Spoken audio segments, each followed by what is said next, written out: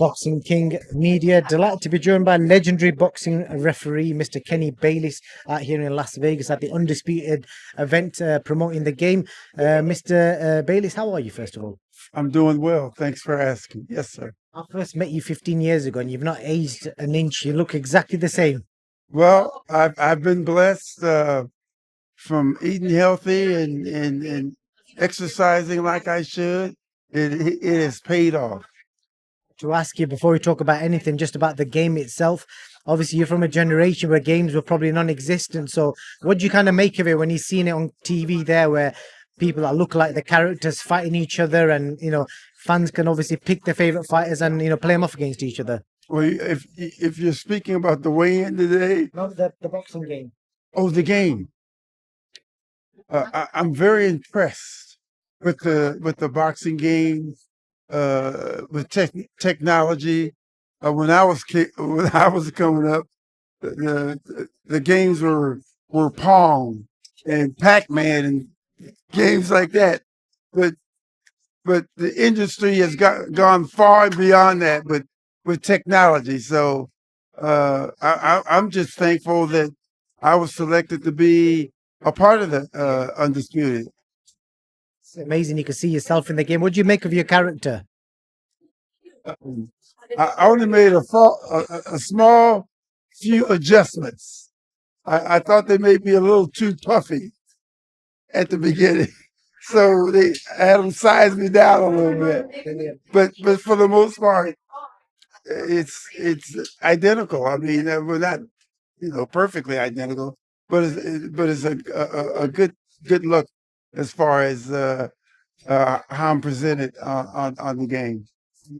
Well, I'm going to move on. I want to talk to you about a bit of some boxing stuff, because it's very rare you get to speak to a high-level referee about fights that you've been involved in. The fight that I want to speak to you a little bit about is, I think they've spoke about it a lot this week, that, the top three highest grossing fights. I think number 2 is Mayweather Pacquiao. Mayweather McGregor's number 1, I think it is. You was a referee for Mayweather Pacquiao, one of the most iconic fights ever. What I want to ask you is, and I asked somebody this the other day, both fighters are under so much pressure because that fight means so much to them. But the man in the middle, the referee, how much pressure do you actually feel like? Are you nervous, or are you back in your mind thinking, I can't make a mistake because it's going to be scrutinized so much? Are all these sort of things playing in your mind?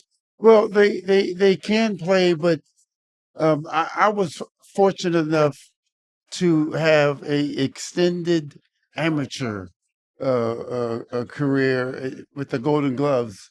I was in the amateurs for about 12 years. So when I started professionally refereeing, I was very confident in myself as far as my work.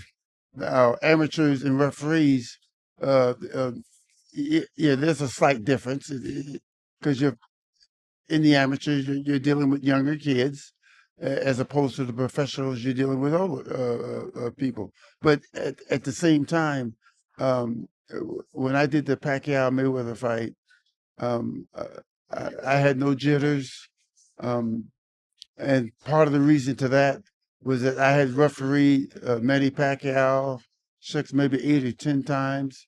Same thing for Floyd Mayweather. So I knew that they both were skillful, and I knew that there wasn't going to be any problems as far as any fouls of any type. So I went into the fight very comfortable. Obviously, in them sort of fights where, if you make a mistake or you do something wrong, fans hammer people online. Obviously, you got to see that in the last few years. As a referee, do you ever go back and watch the comments online, and do you ever do that? I don't make a point to listen to the comments because, fans are fans, and referees are human, and we're going to make a mistake here or there. Hopefully, it doesn't change the outcome of the fight. But I've made mistakes, and the fans, they pay their money. If they want to boo, they have a right to boo. If they're displeased in what I did, the only thing for me that I would like the fans to understand, and part of the reason for why I have a podcast now called The Official Call, and is to educate the fans to the rules, because a lot of times when something happens, if they don't understand what the rule is, then they're booing for no reason at all. And it's happened more time than once. So our show specifically bring up certain fight scenarios. If there's controversy in a fight on a knockdown or whatever, we'll take it on our show and we'll explain it to the fans what the rule is, and also if the referee made a mistake or not, without bashing him and talking about him in a negative way. I mean, I've heard commentators in the past say that certain officials should be jailed and just say just ugly things because they just made a human little mistake. And so anyway, uh, that's what we're looking forward to do on our show. And so far we've been getting some positive reviews from it. Shout out that channel of yours. Again, I watched you do some content this week, and I definitely recommend anyone to follow your journey in the YouTube world. So it was an interesting input that you gave us there. Have you ever made a mistake? Because everyone makes mistakes. What's the biggest mistake you look back on and maybe regret, or that on human error on the day you made that mistake? Anyone that sticks out to you? Yes, the biggest mistake I made, and there wasn't that many, was when I refereed Manny Pacquiao and Sugar Shane Mosley. In our seminars, we talk about getting too complacent. And for the number of fights that I've refereed and my success in the number of fights that I've done, in that particular fight, I got complacent. And there was what I thought at the time was a knockdown. But then when you look at the replay and slow it down, you could see that it was more of a push. I ruled it a knockdown, but it was more of a push. It almost kind of threw everybody off in the arena because the boos didn't start until after they showed the instant replay and slowed it down, that it was more of a push than a punch. So I personally regretted it. And at the end of the fight, I went up to Manny Pacquiao and apologized to him because it was a mistake that I made. It did not change the outcome of the fight. So, you just take it on the chin and work to better yourself like we always do. I want to ask you about your catchphrase as well. What I must say, you must obey. Also, what I say, you must obey. Yeah. Where did you come up with that from? I came up with that saying from my middle son. Back in the day, after I got started and had refereed for about a year or so, my middle son said to me, "Dad, you need to get a catchphrase." And I actually wasn't into that. But my son said, "Well, Mills Lanes is, let's get it on." And there's different sayings out there. And still my attitude was that, and that's just not my thing. But he came up with what I say. Well, he didn't say exactly what I say you must obey, but it was very close to it. He said, what I say, you do it. It was a little too harsh. And I softened it and said, what I say, you must obey. And I kept that and stayed with it, and it caught on. Yeah, Yeah. see, most fans recognize you for that. Yeah. You've been involved in so many great fights. You want to go through the list here: Bernard Hopkins, Oscar De La Hoya, so many iconic fights. Oscar De La Hoya, Floyd Mayweather, that was so big at the time. Márquez, Pacquiao too. Yeah. Cotto, Margarito, the first one, the fight with the hand wraps issue. I think it was. Was that the first one? Wasn't it? Yes, that was Cotto, Margarita, and then they rematched that fight, which was in Madison Square Garden, and I've always wanted to go to Madison Square Garden. So as a fan, I went to New York to the fight. Can I ask you about the whole hand wrap issue? Do you remember anything from that? Because obviously it was a big issue after the fight. I know Margarito got banned, but obviously you would have been told about it because you was a referee. But I believe it's the officials that kind of did what they did with regards to that?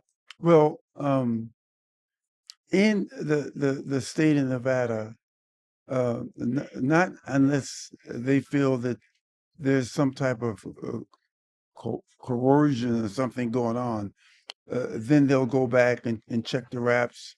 But when I did the fight, there was none. Cotto started out winning, I felt, the earlier rounds, and then Margarito started coming on strong, and eventually Cotto took a couple of knees, and eventually his corner wanted me to stop it, which I was going to stop anyway. But when Cotto Margarito, when Margarito fought Sugar Shane Mosley at the Staples Center, that's when it was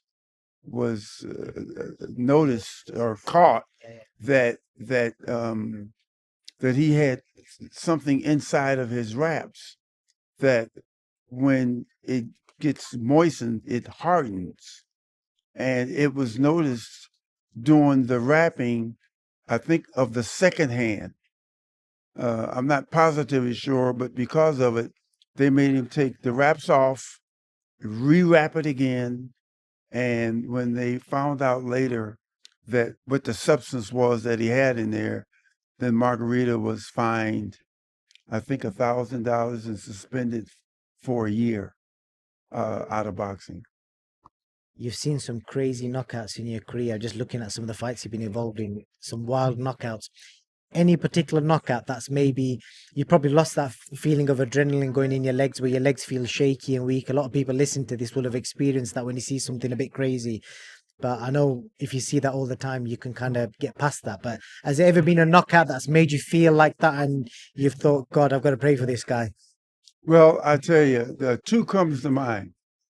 When Canelo Álvarez fought Amir Khan, I thought at the time of the fight, Amir Khan was winning. Amir Khan moved up in weight.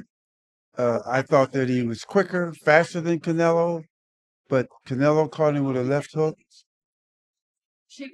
that sent Amir Khan home. And the other fight was, and there's been many, but when Marco Antonio, oh no, not Marco, when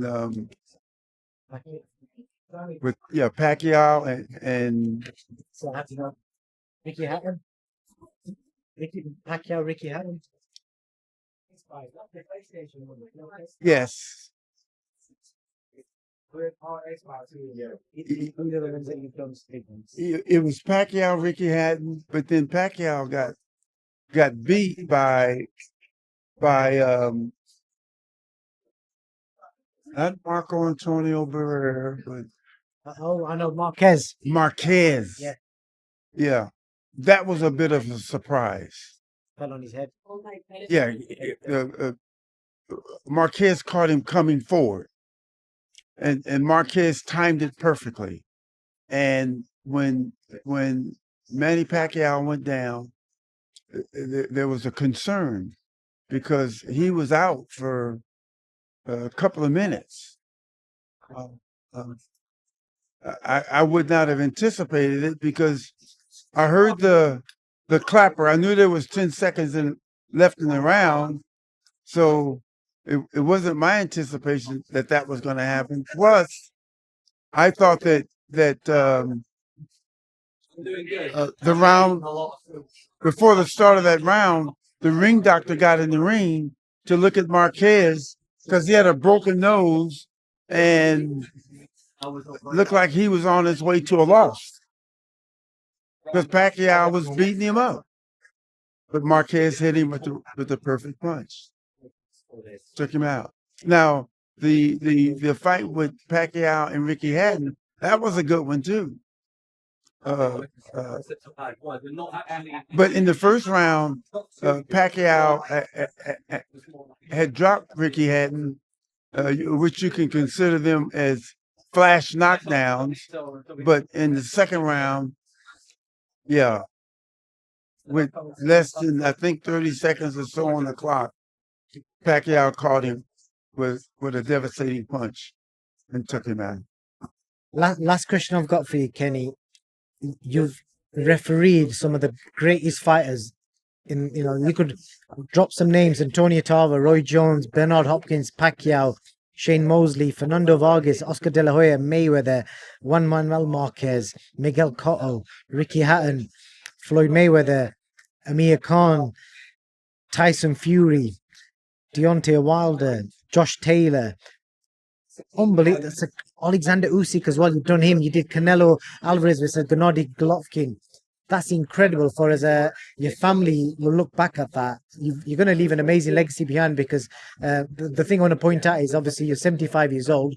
You become a referee in an era where, as a black man, it may not have been easy to get the position you got. So you must be proud of what you achieved for, your community, and kind of inspiring the generation of black referees. So how much, kind of putting that into a big question, being black and doing what you've achieved and done in the sport and being inducted into the Hall of Fame, how'd you kind of sum up that as in your career as a?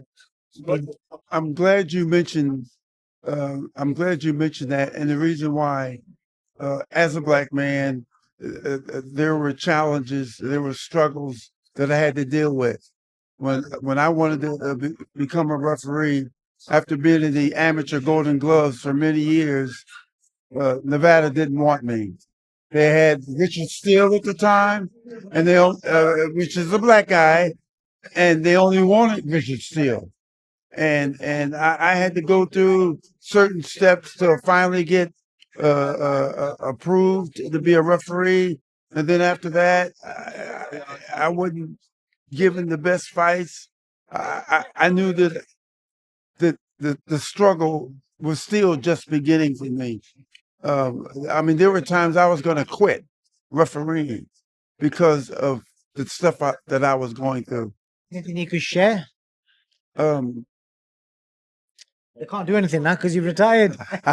well, I'll say this: on occasions, I would talk to the executive director at the time and ask him, was my work suitable? Because I wasn't getting none of the big fights. When I did was when there were so many title fights on the card, they had to give me one. But if not, they wouldn't. And one time I asked the executive director about my work and why wasn't I getting them? And he says, every time I put your name down to do a title fight, that list goes to one of the commissioners. And when he sees my name, he scratches my name out and puts another referee's name in. So it was that kind of stuff that I went through.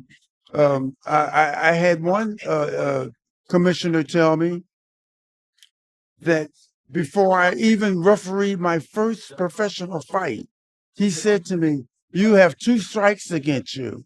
And I'm looking at him saying, 2 strikes? I haven't even refereed a fight yet.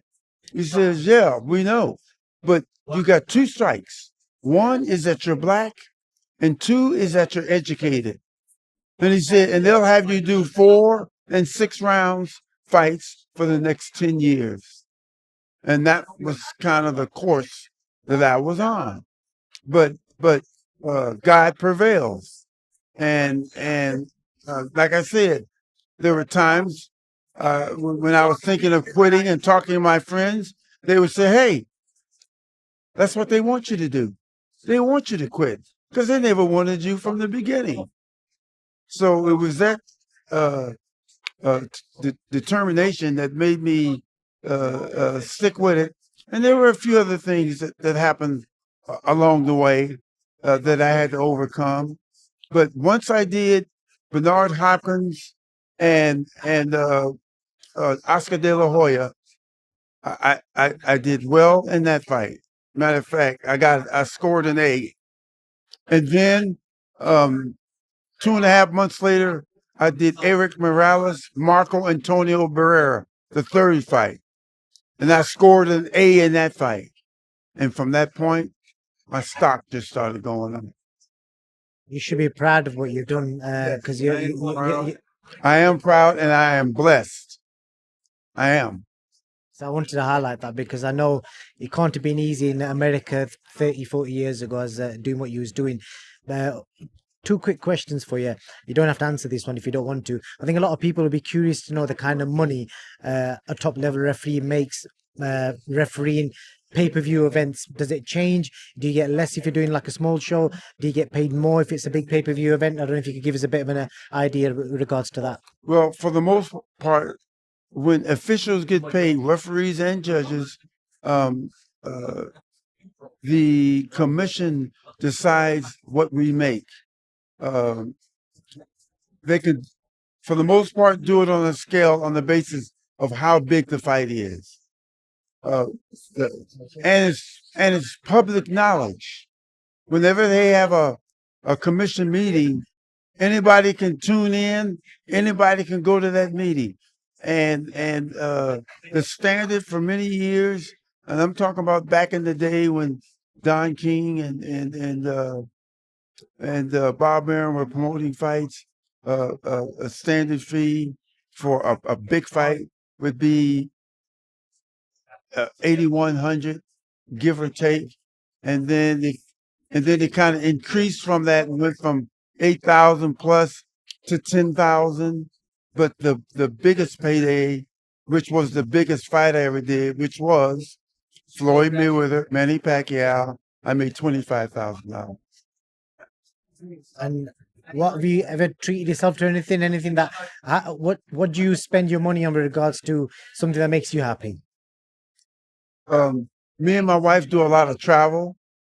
We did a lot of travel with me just in my officiating career, but we still do a bit of travel, and we were doing it on the dime of the fight assignment I got, but now we can do it on our dime, and which has been very rewarding. We've been all over the world. Into the UK? Yes, we've been to the UK. Matter of fact, last year we took a trip that took 6 weeks. We started in the UK, went to Wimbledon, then we went to Scotland, then Ireland, then Portugal, then Spain, and then we finished our trip going to Nice in the south of France, and then to Paris for the 2024 Olympic Games. That was just last year. I could go on and on and on with other trips we've taken. Did you ever officiate Prince Nassim Hamed by any chance? No, I never got the opportunity to do Prince. Did you ever meet his trainer, Brendan Ingle? I don't recall. If I did, it was probably for just a quick moment, but I don't recall. Yeah. Last question for you. Give me your top 3 best fighters you've seen in the ring live. Give me 3, 2, 1, because you've had the best seat in the house from all the guys you've officiated. If you was going to say he's the third best, he's the second best, and he's the first one, name. That's always a hard question to answer. People ask me about what's my route, Mount Rushmore. We got too many weight classes. There could possibly have been someone that I saw that I didn't see, but I'll tell you this: Muhammad Ali, I idolize with what he was capable of doing, not just inside the ring, but outside the ring as well. The 3.5 years that the United States took from him because of the whole drafting of the Vietnam War was terrible. I think the world could do with the Muhammad Ali right now with what's going on in the Middle East. Exactly.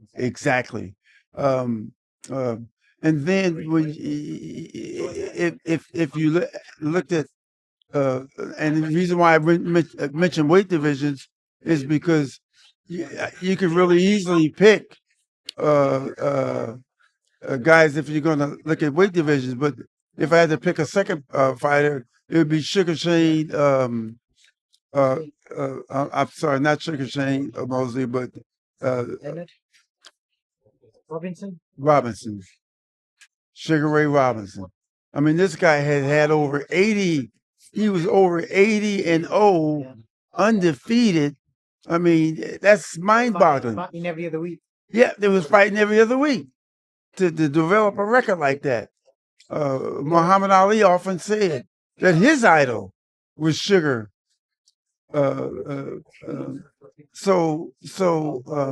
He would probably be in my top three, and then and so far I've only named heavyweights. That's why I said if I went to welterweights or went to light heavyweights, it would be a different three. I'm just picking heavyweights, and the other one that I thought did not get the true credit that he deserved was Larry Holmes. Larry Holmes was undefeated, was ready to break Rocky Marciano's record. He lost to Michael Spinks, which I was an inspector at the time, and I was in Michael Spinks' corner that night. I thought Larry Holmes never got the accolades that he should have got because I thought he was a hell of a fighter. He ducked nobody. He fought everybody. He went down a few times in his fights and got up and fought his way through the fights and won the fights. So that would be my top three. Mr. Bayless, pleasure, honor speaking to you in detail and getting a bit of a snapshot of your career. And like I said, I hope Americans, especially Black Americans, are proud of what you've achieved as a man and as a referee. And obviously, you got your dues by becoming being inducted into the Hall of Fame. Congratulations on a great career, and thank you for your time. Thank you, sir. Thank you very much. All right. Thank you. Man, it's crazy to see myself in a game, coming up as a kid playing the fighting games and boxing games and football, just any sports game, just to see yourself, to be able to play yourself. It's crazy to me. Still to this day, sometimes I can't even believe that I'm actually in the game, but, dreams do come true. Reality sets in and, we're here.